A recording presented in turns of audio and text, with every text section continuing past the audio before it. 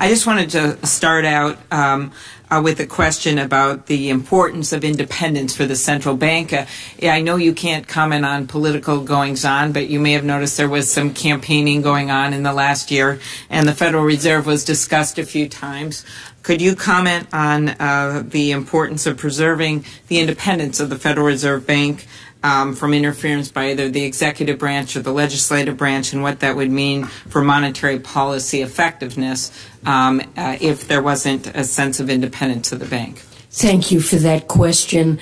I think the independence by a central bank to make tactical decisions about implementation of monetary policy subject to a congressional mandate, which we have. Obviously, we are accountable to Congress. We're a creature of Congress. Congress has established goals for us of maximum employment and price stability. But it's critically important that a central bank have the ability to make judgments about how best to pursue those goals while being accountable for explaining its decisions and transparent in its decision-making.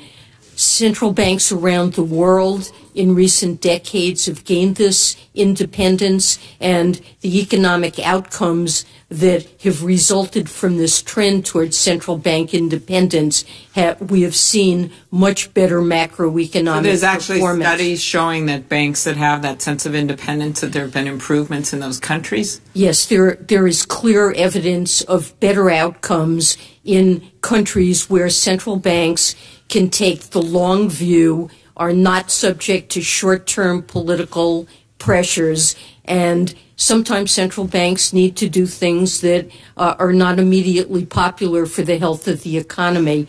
And we've really seen terrible economic outcomes in countries where central banks have been subject to political pressure. Often it's the case when a country is not able to balance its budget, is running large deficits, is finding it hard to finance those deficits.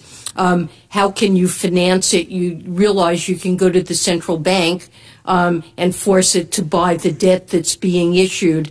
And the story in every country that's experienced very high or even hyperinflation is one where a central bank has been forced to follow the dictates of a government that has compromised its independence. So markets come to expect low and stable inflation from a central bank that has political independence and good economic performance. And I believe we have seen that both in the United States and globally.